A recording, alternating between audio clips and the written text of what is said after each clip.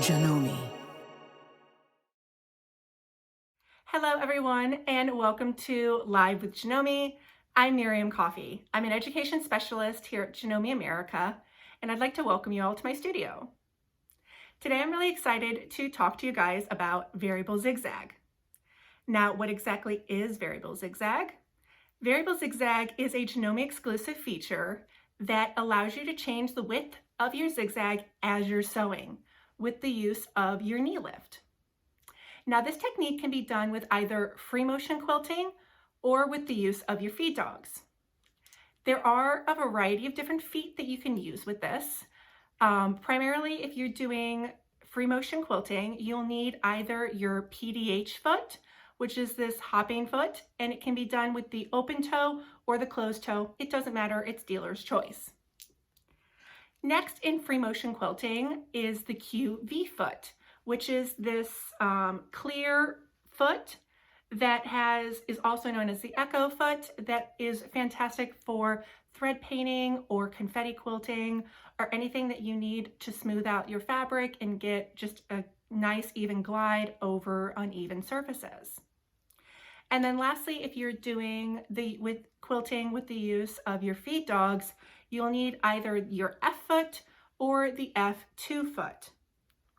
I like the F2 foot because it has, it's open in the center and it allows for excellent visibility.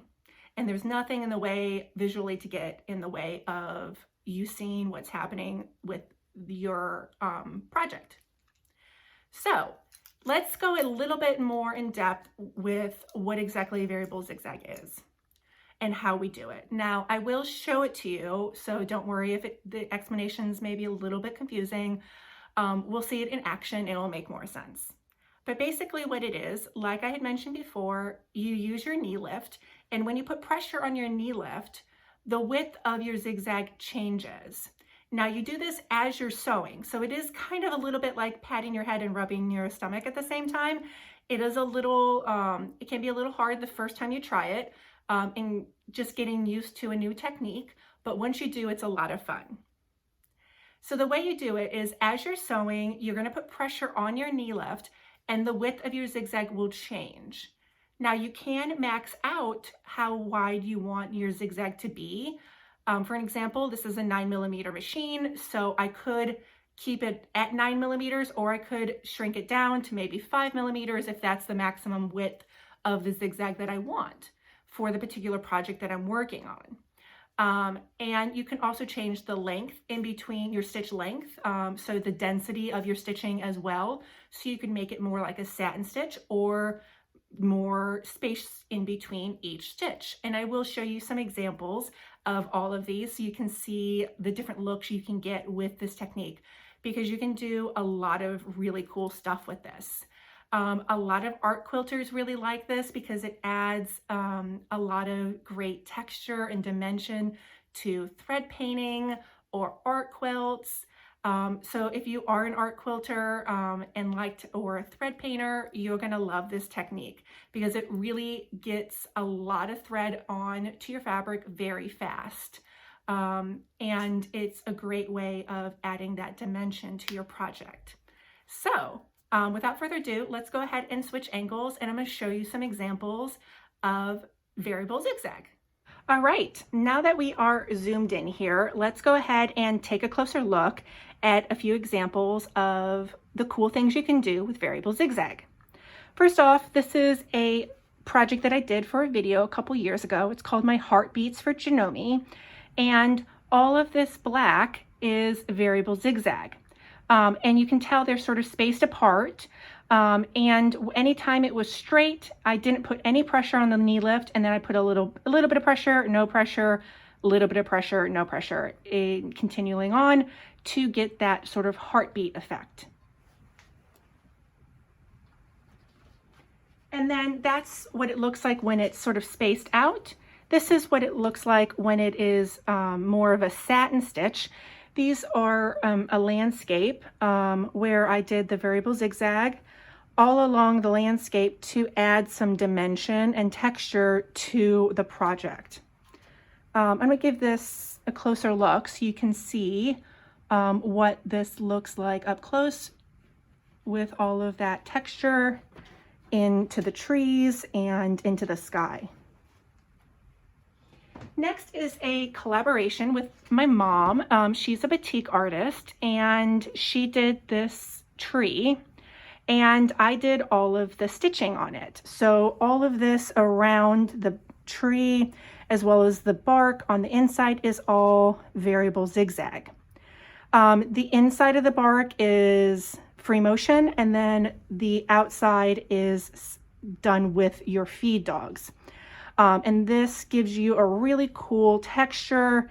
I also did it in the mountains and the grass and in the sky, as well as the leaves. So I'm just going to pull this a little closer so you can see the different textures that this variable zigzag creates. And then next we have this decorative pillow that's nice and graphic, that has variable zigzag in it with the black and then this aqua color. This gives you a really cool graphic look, and because I have them nice and gradual, they have this really elongated look to them. Now, depending on the density and the thread you use will determine the way it looks. So I have some stitch outs of different weights of thread. So this is 50, 30, 12. And then this is the density of your stitching. So you can see how when it's at 0.7, it's more spaced out versus at 0.3, you have more of a satin stitch.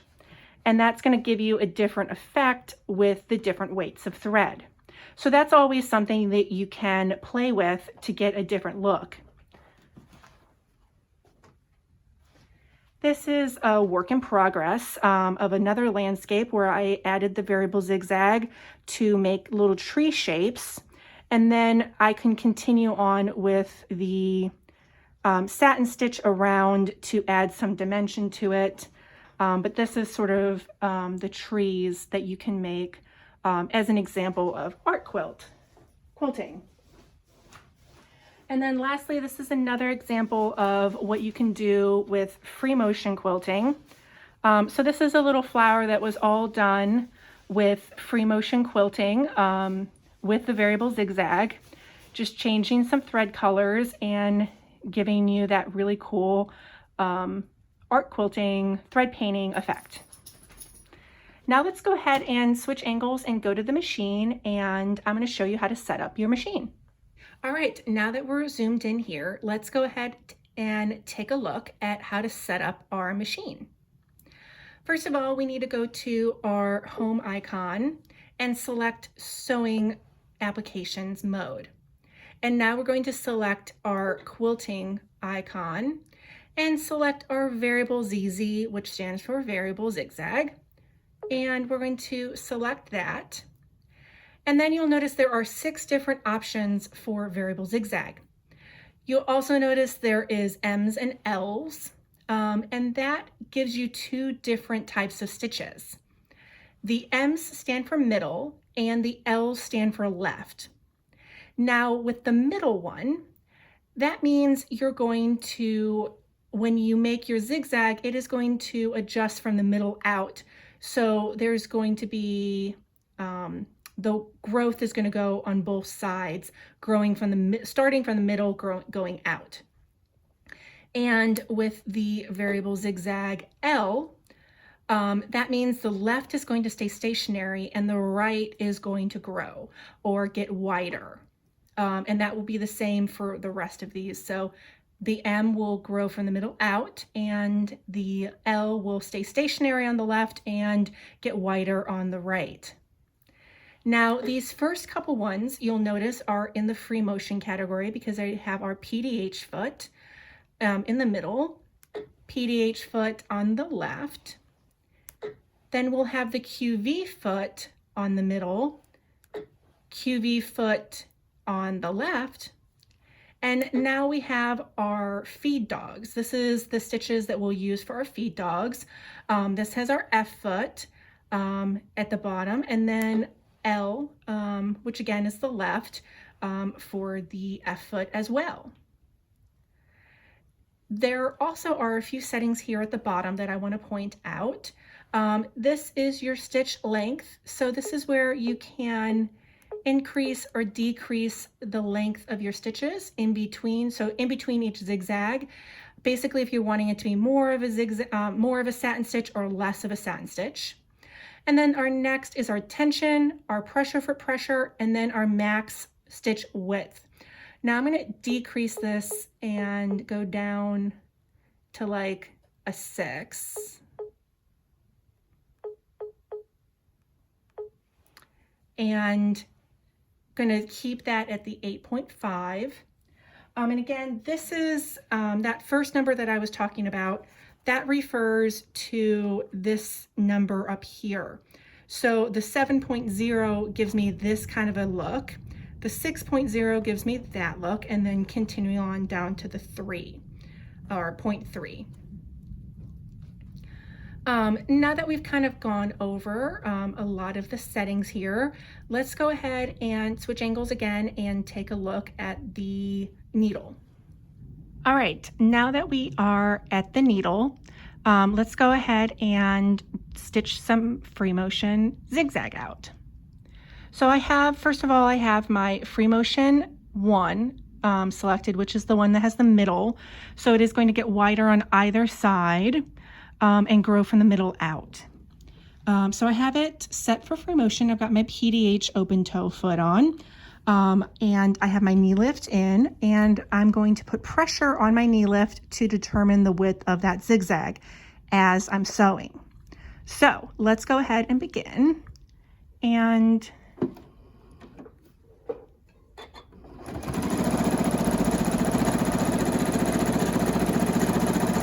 I can change the width as I'm sewing.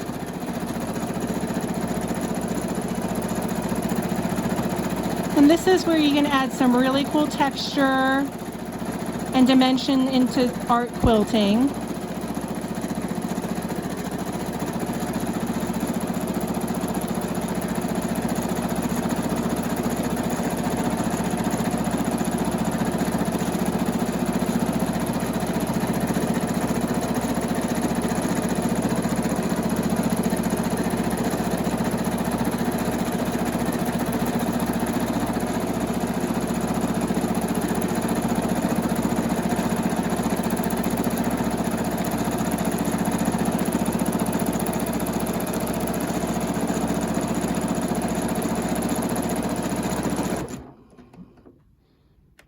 So that's just a quick example of some free motion. And this could be really cool, like as water. You could even do it, water can look really cool when it's gone side to side. So if you're going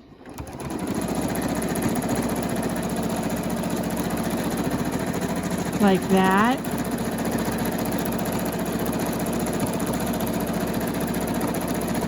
changing the width of that as I go, and that can be add some really cool texture in water or in the sky or mountains, you name it, it can be really cool. Now let's go ahead and switch, still in free motion, but do the L. So again, this is going to be where one side is stationary, the left side stationary, and the right gets larger.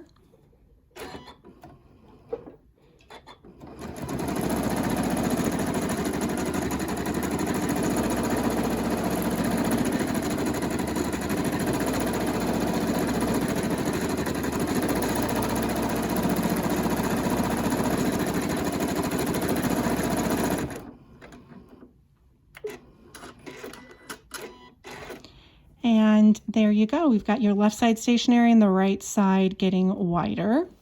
And again, that's how I did this flower here by just all doing free motion with the variable zigzag here. Now let's go ahead and switch to the zigzag stitch 1, and that is the use of our feed dogs. So we're going to put our F foot on, or actually the F2 foot, and attach this on Don't forget to tighten it with your screwdriver. And this is an example of the variable zigzag stitch 1 and variable zigzag stitch 2. Again, this is with the use of our feed dogs. So we're going to do zigzag stitch 1 with the middle, which is this guy right here. And as we're sewing, it's going to grow and get wider on either side and then narrower depending on how much pressure I put on that knee lift. Cut our threads, and then we can switch to zigzag stitch 2, which is again this one, which is where it's stationary on the left and grows on the right.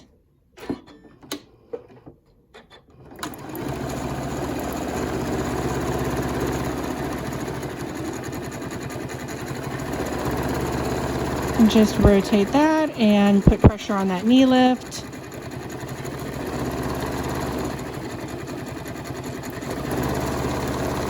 And cut our threads. And that's an example of the variable zigzag with stitch number 2. Again, with the right getting wider and the left side staying stationary.